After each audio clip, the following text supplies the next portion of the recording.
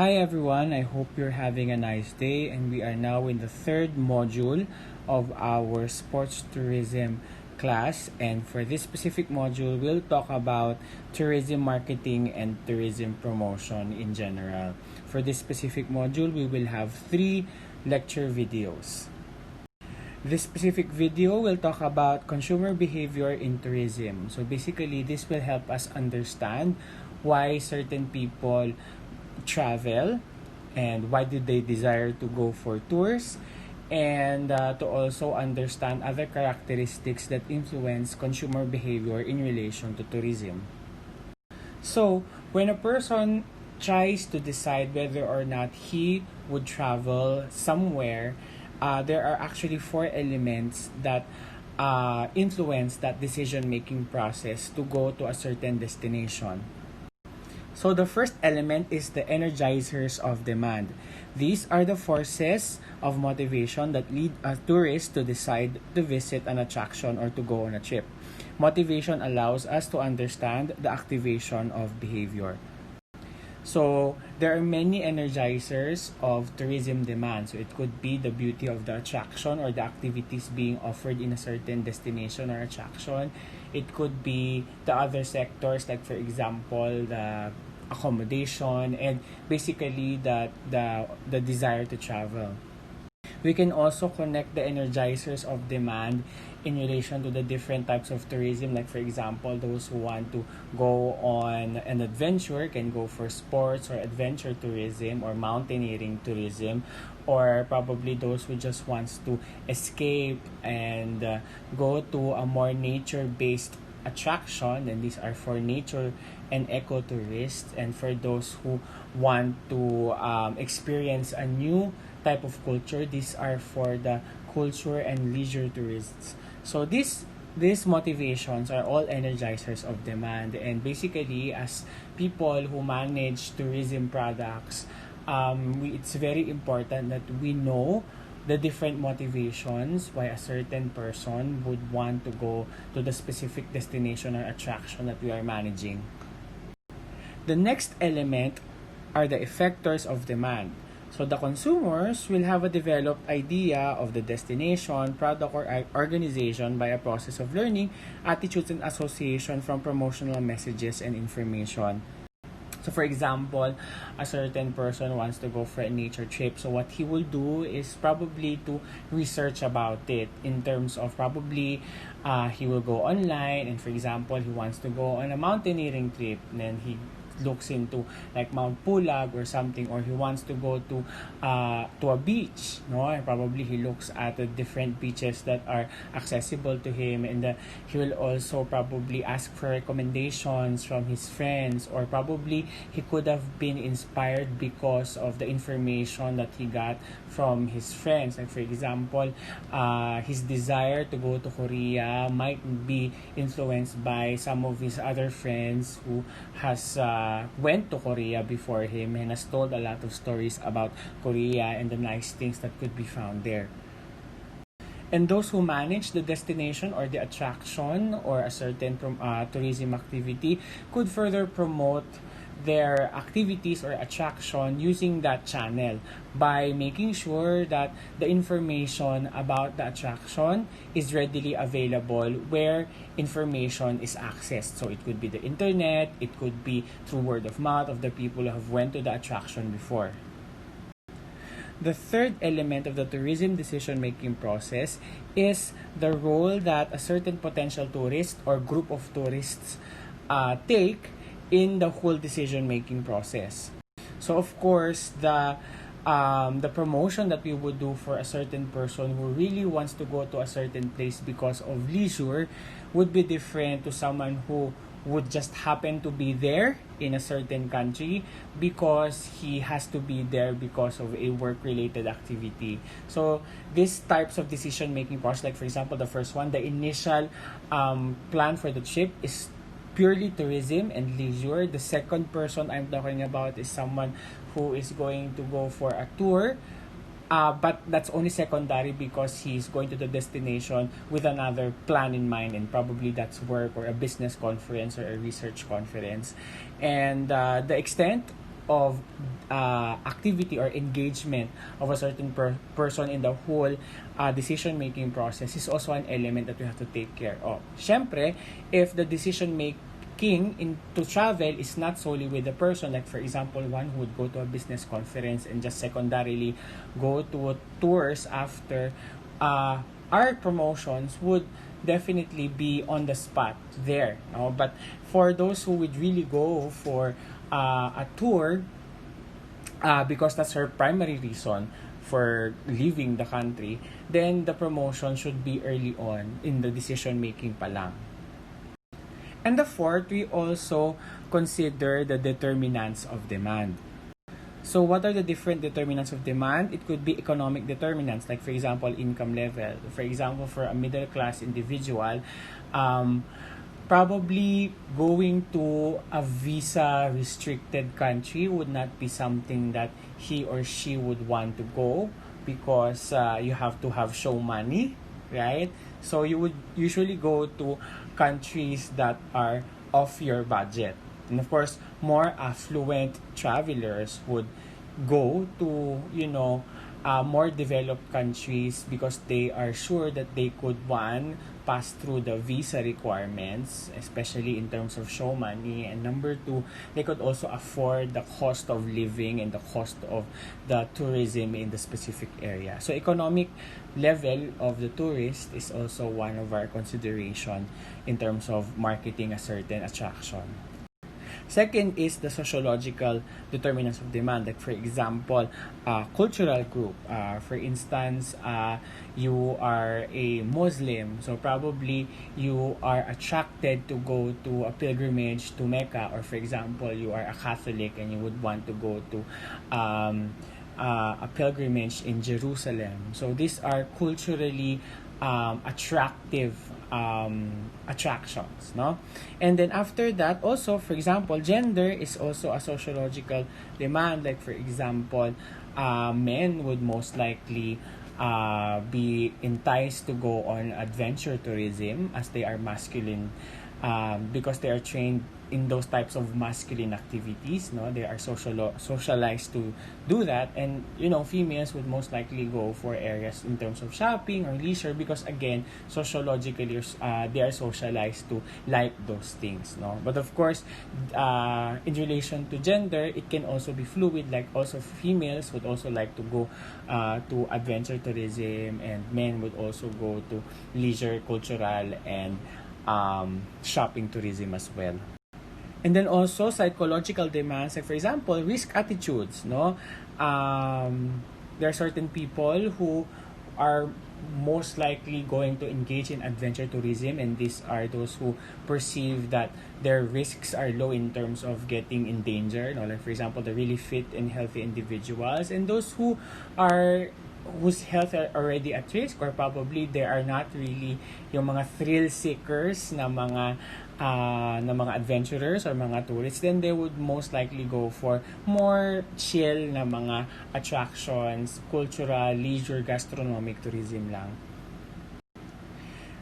And then, according to Macintosh and Company, there are 4 categories that motivates a certain person to go to a tour. The first one is physical motivator. So again, based on the physicality, the physiological status of a certain person, it influences the place where who would want to travel. No, for example, like I said, fit individuals would most likely go to areas wherein probably they could explore more. No, and probably older individuals, no, would most likely go to tours na lesser yung travel time. There are more places to rest, because again, looking at the physical requirements of a certain activity in a given attraction, that would also be a consideration for the tourists to go to when they decide on where to go.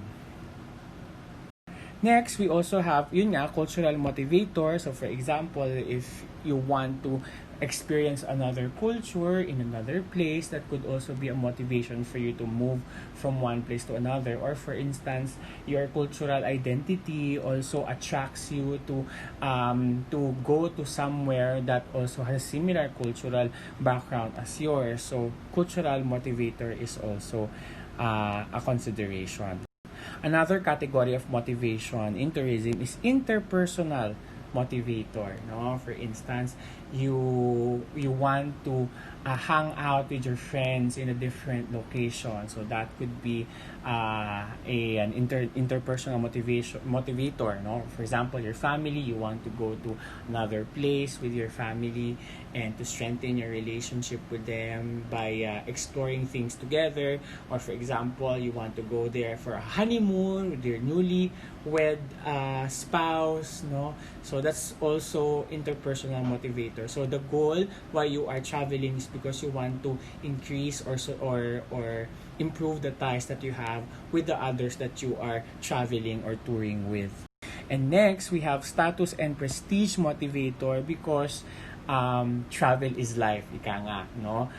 So these are the people who are motivated because they know that traveling adds up to your status, your social status, no? Oy, nakapag-travel ka na. It feels like it's an addition to your credentials, to your personality.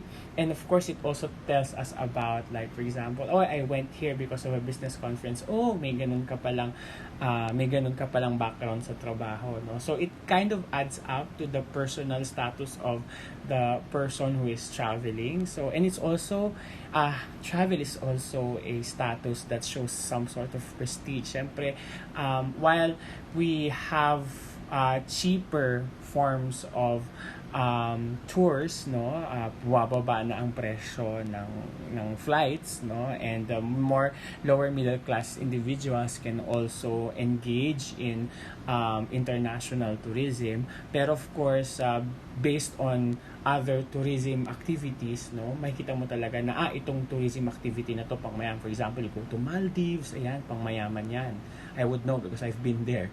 I mean, pang mayaman siya pero hindi mayaman ibig sabihin pag pumunta ka because like it's very expensive. So it's like if you go there frequently, ibig sabihin sobrang yaman ka. I just went there because it's a side trip with a business conference that I went to, and I'm not going to go back there kasi medyo mahal nga. For example, you went to a European trip. Yan. So that's like a show of prestige, no, for some people na wow, because usually you would shell out around, around 500,000 pesos if you want to go around a really nice tour around Europe. So I would want that someday for myself, but I don't have the money for that, and we still have COVID-19. So ipon muna, ipon. Now, Plog further categorizes tourists into the following. 1. They are what we call psychocentric tourists, and these tourists tend to be conservative in their travel patterns, preferring safe destination, and often taking many return trips. So these are the type of tourists that are usually, when they go to a certain destination, they already know what they want. They have their trips planned, they have an itinerary, and they don't want like side trips, though. They don't like being shocked in the middle of their trip. No, they want their trips planned. They don't like so many risks in their tours, no, in their travel. So these are the psychocentric tourists. Next, we also have your allocentric tourists. The allocentric tourists are the more adventurous and motivated to travel and discover new destinations. And these types of tourists rarely go back to an old destination, and they rarely return to the same place twice because they want to always find something new. So psychocentric, they want to return to a certain destination that they've been attuned with. But the allocentric, they want something new every tour. No? If they have to go back to the same destination, they will look for a new attraction. No, because they like adventure, they like risks, they like to see something new. Now, within the tourist, no, or a potential tourist, the image of a destination is built in his mind, and there is some sort of phasing in terms of how the destination's image is built in the mind of a tourist. So the first image is the one that's a fantasy image due to advertising, education, word of mouth. So for example, ako, I've never been to Japan, I've never been to Korea.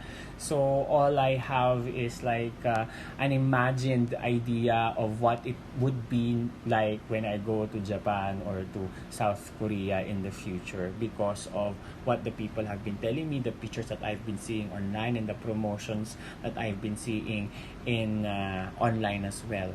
And then the second image is the vague image created during planning of the travel. So for example, when you are now planning for the trip, now you are researching more details about the area that you're going to. So compared to the first phase wherein you are not actively researching about the destination and you're just hearing it from people, now because you have really planned to go to that place, you are now going to research about the different itineraries that you can go into while you are there, so you get more information about the place. So definitely, while the second image is still vague because you haven't really had a sensual experience with the destination yet, it's definitely more concrete compared to the first image wherein it's just an imagination based on what people and ads have been telling you.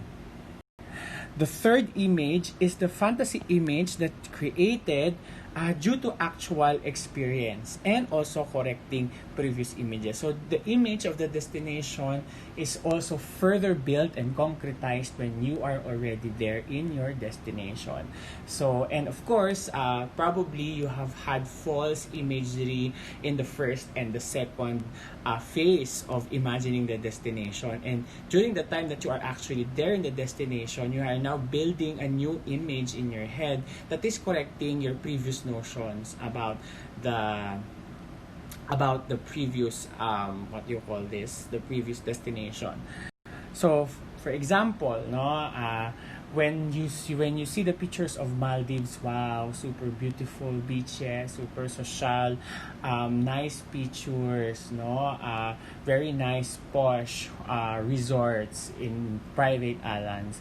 But when you actually go to Maldives, no, before you actually get to the beautiful resorts and the beautiful islands, you also get to see like an urban center that is not usually shown in other places. You also see a rich Muslim history, which is also not shown in the ads when in the stories when you hear about Maldives. So you know, when I got to Maldives, so my previous notion of Maldives being just, you know, this destination for beaches has also been corrected na to, oh, this is a Muslim society. This is also a society wherein a lot of water trades are happening, and also I didn't know also that Maldives also had a few OFWs, no, and I met some of them in the island. So again, because I'm already in that area, my idea about the destination is becoming more concrete, becoming corrected, and becoming more solidified. And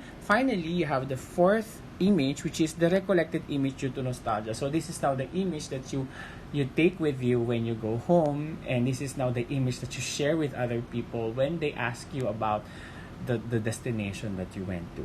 No, so that's the fourth and so for a tourism promoter, no, this is a very important that when based on what phase is that person in the tourism experience, whether he is just hearing about it, planning about it, already there, no, and after he came back, no, the tourism promoter must be very good in terms of dealing with how the imagery of the destination could be advertised. So usually this is a process of the consumer behavior in tourism. So usually it starts with the need to travel, no? It starts with the need is aroused for us to travel. Gusto ko mag-travel. So it starts with that, no? And then after being aroused, we recognize the need to travel. It's either, again, it could be a personal reason to actually travel, or it could be a secondary reason because you had to go somewhere because of a business trip. And then you will have increasing involvement in the trip as long habang papalapit na yung trip. Of course, you are going to be more and more involved, And then you will also try to find travel alternatives. Like for example, sometimes kasi you just start with, I want to travel. Hindi pa siya yung, I want to travel in country A.